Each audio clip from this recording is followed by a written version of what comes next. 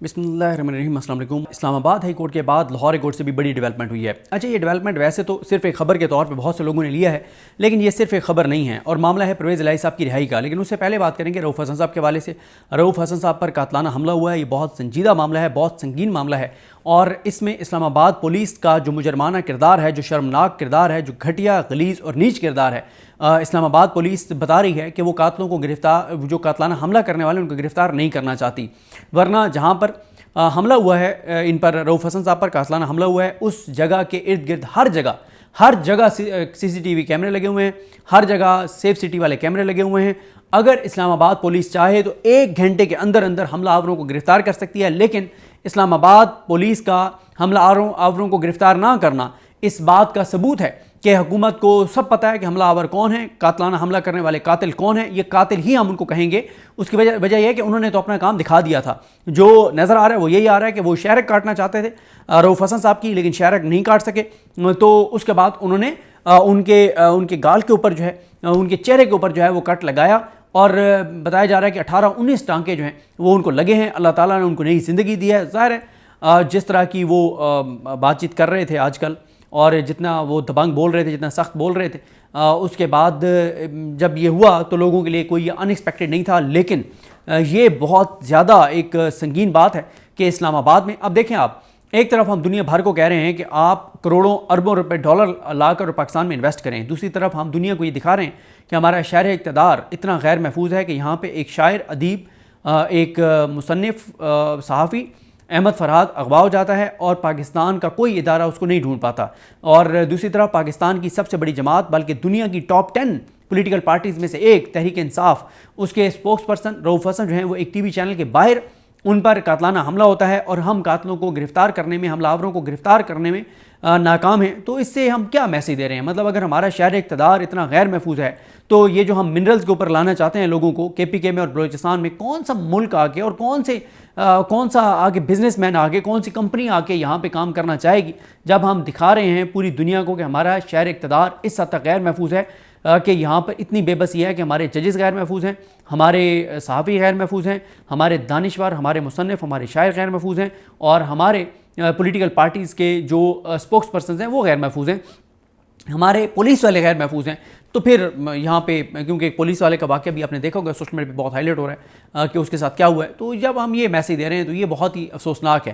اور آج ہی ایک سندھ میں ایک آئی تھنک KPK میں واقعہ ہوا ہے جس میں 2 صحافی جو ہیں وہ شہید کر دیے گئے ہیں، تو پاکستان صحافیوں کے لیے تو بہت غیر محفوظ ہے۔ یہاں پہ اگر آپ بات کر رہے ہیں تو آپ کو اس بات کا اندازہ ہونا چاہیے کہ آپ کو اپنی جان دے کر بھی اس کی قیمت ادا کرنی پڑ سکتی ہے۔ تو یہ بات جب آپ بات کر رہے ہوتے ہیں تو اس سے پہلے آپ کو ذہنی طور پر خود کو تیار کرنا پڑتا ہے کہ آپ کے ساتھ کچھ بھی ہو سکتا ہے۔ اگر آپ اس ملک میں آواز اٹھائیں گے، آپ بولیں گے، یہ میسیج کو اچھا نہیں ہے، یہ چیز کو اچھی نہیں ہے، پاکستان کی خدمت نہیں ہے، اس سے پاکستان اور زیادہ بدنام ہوگا۔ یہاں پہ پاکستان کا، پہلے انڈیا کوشش کر رہا ہے کہ پاکستان کا رشتہ جو ہے، پاکستان کا جب بھی نام آئے تو فوراً قتل و غارت گری، خون، دہشت گردی، قاتلانہ حملے، جبری گمشدگیاں، یہ ساری چیزیں فوراً دنیا کے ذہن میں آ جائیں، تو ہم خود بھارت کے اس پرپس کو، پاکستان کے دشمنوں کے اس پرپس کو سرو کر رہے ہیں۔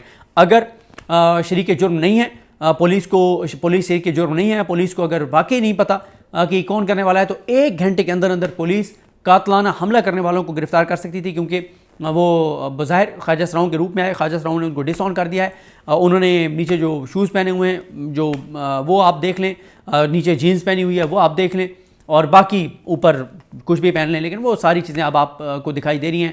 اب آپ کو پتہ ہے پاکستان میں سوشل میڈیا بہت فاسٹ ہے، بہت تیز ہے، میڈیا کنٹرولڈ ہے، لیکن سوشل میڈیا کسی کے کنٹرول میں نہیں ہے۔ سوشل میڈیا حق بات کرتا ہے، سچ بات کرتا ہے، ننگا کرتا ہے، ایکسپوز کرتا ہے، حقائق سامنے لاتا ہے، سچ بولتا ہے، اس لیے سوشل میڈیا سے بہت سے لوگ خائف بھی رہتے ہیں۔ تو رؤف حسن صاحب کو اللہ تعالیٰ نے نئی زندگی دی ہے، اور بہت زیادہ خدشہ تھا کہ خدا نہ خواستہ وہ جو بلیڈ جس سے ان کو زخمی کیا گیا اس کے اوپر کوئی کیمیکل تو نہیں لگا ہوا تھا، مطلب بہت ہی ایک دم بڑا شاکنگ تھا۔ اللہ تعالیٰ ان کو زندگی دے اور اللہ تعالیٰ ان کو محفوظ رکھے، لیکن بہت ہی افسوسناک اور شرمناک ہے جو آج کیا گیا ہے۔ تو بات یہ ہے کہ یہ خواجہ سراؤں کے ذریعے جو کرایا گیا، اس سے اندازہ ہوتا ہے کہ پیچھے بیٹھے ہوئے مرد کس حد تک کمزور ہو چکے ہیں بیچارے، کہ اب ان کو خواجہ سراؤں کا جو ہے وہ روپ دھار کے اپنے بندے بھیجنے پڑ رہے ہیں، یا خواجہ سراؤں کو انگیج کرنا پڑ رہا ہے، جیسے پرائیویٹ وکیل عمران خان کے خلاف انگیج کیے جا رہے ہیں، اسی طرح سے خواجہ سرا انگیج کیے جا رہے ہیں۔ تو یہ صورتحال ہے جو بہت افسوسناک بھی ہے، شرمناک بھی ہے۔ اب آ جائیں دوسرے معاملے پر، اور وہ ہے चौधरी परवेज़ इलाही साहब, पिछले तकरीबन वो भी 1 साल ही कम बेश हो गया है जिससे वो एक केस में रिहा होते थे, दूसरे में गिरफ्तार हो जाते थे, दूसरे से रिहा होते थे, तीसरे में हो जाते थे। आज फाइनली परवेज़ इलाही साहब रिहा हुए हैं, रिहा होकर घर पहुँचे हैं।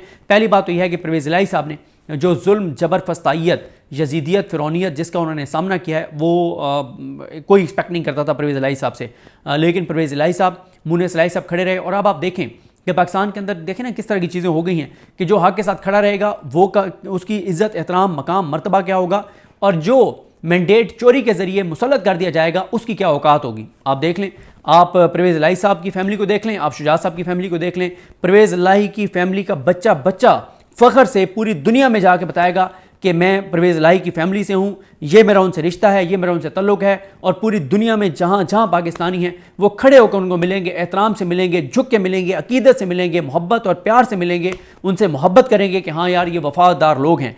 और जो मैंडेट चोर हैं, जिन्होंने जो मैंडेट चोरी के साथ मुसल्लत हुए हैं, उनको लोग नफ़रत करते हैं, लोग उनका नाम नहीं सुनना चाहते। और उनके जब लोग जाएंगे दुनिया भर में तो लोग उनको हाथ नहीं मिलाना पसंद करेंगे और लोग बड़ी नफ़रत की निगाह से उनको देखेंगे जो मैंडेट चोरी के ज़रिए मुसल्लत हुए हैं। तो परवेज़ इलाही साहब और मुनीस इलाही साहब जो हैं वो इस सारे मुश्किल में जिस वफा के साथ, जिस जुर्रत के साथ, जिस अज़म के साथ खड़े रहे हैं, जितना उन्होंने जबर और जुल्म बर्दाश्त किया है, तो अब परवेज़ इलाही साहब की आने वाली नस्लें जो हैं वो भी आप देखेंगे कि उनका इज़्ज़त, एहतराम और मकाम और मर्तबा होगा। लोग उनसे मोहब्बत करेंगे कि यार ये वफ़ा वाले लोग हैं, ये गद्दार नहीं है, ये पीठ में छुरा घोंपने वाले नहीं है, ये गद्दार नहीं है। देखें, परवेज़ इलाही साहब की रिहाई इतना सादा मामला नहीं है, क्योंकि नून लीग ये मुसलसल परसेप्शन दे रही थी और ये तासुर बना रही थी कि जनाब अभी तक इदारे अपनी उसमें हिकमत अमली में, प्लानिंग में मुकम्मल तौर पर कामयाब हैं कि पीटीआई के किसी बंदे को बाहर नहीं आने दिया जाएगा।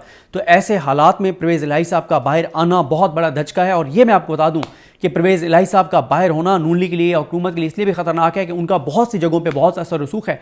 वो बहुत से पॉलिटिकल लोगों से मिल सकते हैं और एक बड़ा फेस है, एक बड़ा नाम है, बड़ी उनकी ज़ाहिर है एक एक्सपीरियंस है पॉलिटिकल।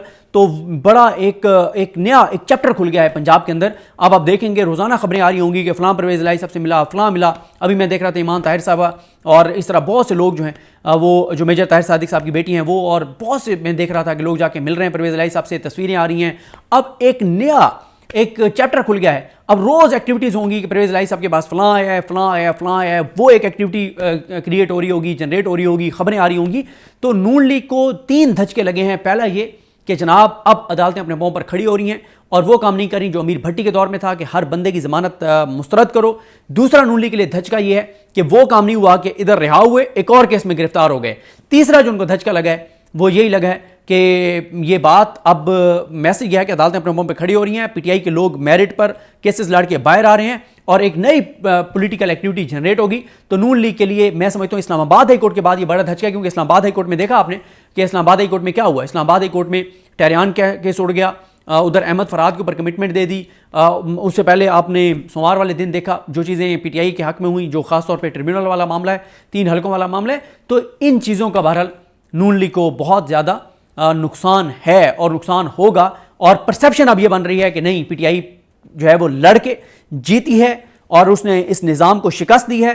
और एक के बाद एक केस में पीटीआई का केस जीतना ये बता रहा है कि पीटीआई ने जो रेजिस्टेंस दिखाई है वो उसके सामने ये निज़ाम अपनी शिकस्त तस्लीम कर रहा है। और दूसरा ये है कि ये इसलिए भी इंपॉर्टेंट है परवेज़ इलाही साहब की रिहाई कि अदालत से एक तो ज़मानत हो गई। यही लाहौर हाई कोर्ट थी जस्टिस अमीर भट्टी के दौर में, जो चाबी वाले खिलौने थे। अमीर भट्टी साहब बड़े नीच गलीज़ किरदार थे अदलिया के, जिस तरह के वो कंप्रोमाइज़ थे। तो अमीर भट्टी के दौर में ये इस तरह के फ़ैसले नहीं आ रहे थे जैसे हम मलिक शहजाद साहब के दौर में देख रहे हैं। और वैसे भी अब ये जज साहब जो हैं अगर ये ज़मानत मुस्तरद कर देते, इंटर कोर्ट अपील में जाती तो कोई और 2 जज दे देते ज़मानत। और दूसरा ये है कि मलिक शहजाद साहब की वजह से बहुत ज़्यादा तब्दीली आई है। मलिक शहजाद साहब की वजह से चाहे वो 6-7 जजेस जो ट्रिब्यूनल में देने हों, 5 जजेस ATC के देने हों, ATC से केसेस ट्रांसफ़र करने का मामला हो, या जो मुख्तलिफ हथकंडे हुकूमती उनके खिलाफ खड़ा होना हो, इन सारों में जस्टिस मलिक शहजाद अहमद ख़ान साहब जो हैं वो जुर्रत के साथ खड़े हैं। और अब आप देखें कि मलिक शहजाद साहब अब जब सुप्रीम कोर्ट उनको लाया जा रहा है, और यहाँ पे मैं आपको एक चीज़ बताऊँ कि एक वकील ने आज से कोई आई थिंक 20-25 दिन पहले جب یہ واقعہ ہوا تھا وہاں پہ پولیس نے تشدد کیا تھا وکلا پر، تو ایک وکیل صاحب نے پریس کانفرنس کرتے ہوئے بتایا تھا کہ شہزاد شوکت صاحب جو نون لیگ کے رہنما ہیں، بظاہر وہ سپریم کورٹ بار ایسوسی ایشن کے وہ صدر ہیں، لیکن نون لیگ کے ووٹوں سے وہ جیتے ہیں، نون لیگ نے ان کو جتوایا، اور اس میں بھی بڑے الزامات ہیں کہ کس طرح سے مینیج کیا گیا وکلا کو.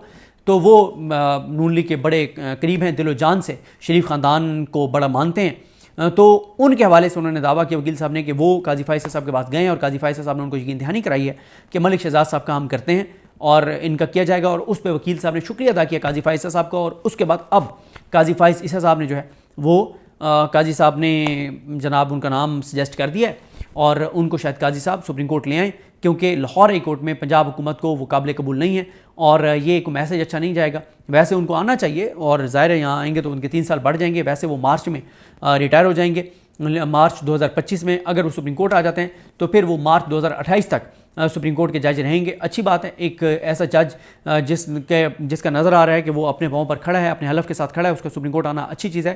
لیکن ساتھ یہ پرسیپشن بھی بڑی تیز سے ہے کہ قاضی صاحب اس لیے ان کو لانا چاہتے ہیں کہ وہاں وہ مریم نواز کو ٹف ٹائم دے رہے ہیں آئین اور قانون کے معاملات پر. تو یہ ایک پرسیپشن بھی ساتھ بن رہی ہے. ساتھ آپ کو یہ بھی بتا دیں کہ عمران خان صاحب نے، جو ہمارے دوست زبیر علی خان صاحب نے رپورٹ کیا، عمران خان صاحب نے جلسوں کا پورا شیڈول مانگ لیا ہے پارٹی سے. اور 2 طرح کی چیزیں، کچھ پی ٹی آئی، اب مسئلہ یہی ہے نا کہ ہم کس پہ یقین کریں. جو لوگ مل کے آتے ہیں، ایک سائڈ ہمیں یہ بتا رہی ہے کہ عمران خان صاحب ناراض ہیں، اور انہوں نے تو یہاں تک کہا کہ عمران خان اب ایجیٹیشن کا نام ہی نہیں لیتے، احتجاج کا نام ہی نہیں لیتے. عمران خان نے کہا ایک میٹنگ میں، جو ایک سائڈ نے ہمیں بتایا، عمران خان صاحب نے کہا کہ جب میں باہر تھا، ایک پاناما آیا تھا اور میں شریف خاندان کو گھر تک چھوڑ کے آیا تھا. آپ کو اتنی بڑی بڑی اپرچونٹیز ملی، دبئی لیگز آیا، یہ کمشنر نے جو لیٹر پریس کانفرنس کی، وہ 6 ججز کا خط، یہ جو انوار اللہ کاکڑ نے کہا نون لیگ کو کہ پھر میں بولا تو تمہارا کاک نہیں رہے گا کہ کس طرح سے تم جیتے ہو. عمران خان نے کہا اتنے تمہیں پوائنٹس ملے لیکن آپ نہیں کچھ کر سکے، اور آپ ایجیٹیشن بھی نہیں کر رہے، آپ جلسے رکھتے ہیں، منسوخ کر دیتے ہیں.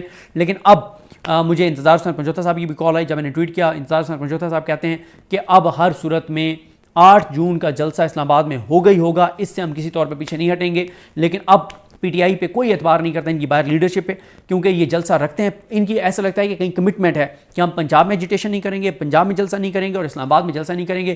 کے پی کے میں ہم جلسے کرتے رہیں گے، کے پی کے میں جلسوں کی آپ کو ضرورت نہیں ہے، آپ کی وہاں پہ حکومت ہے. آپ کو جلسے کرنے ہیں تو پنجاب میں کرنے ہیں، ایجیٹیشن کرنی ہے تو پنجاب میں کرنی ہے، احتجاج کرنا تو اسلام آباد میں کرنا ہے. لیکن اسلام آباد اور پنجاب میں تاریخ دیتے ہیں اور کینسل کر دیتے ہیں. اس بار دیکھنا ہے کہ جو انہوں نے تاریخ دی ہے اس تاریخ پر یہ جلسہ کرتے نہیں کرتے، کیونکہ زبیر علی خان صاحب نے تو کہا کہ عمران خان صاحب نے شیڈول مانگ لیا پنجاب میں اور اسلام آباد میں جلسوں کے حوالے سے، احتجاج کے حوالے سے. اب دیکھنا ہے کہ پی ٹی آئی یہ کینسل کرتی ہے یا پورے عزم کے ساتھ یہ جلسہ کرتی ہے. مجھے اپنے دعا میں یاد رکھیں. اللہ کریم ہم سب کا حامی ناصر ہو. اللہ حافظ.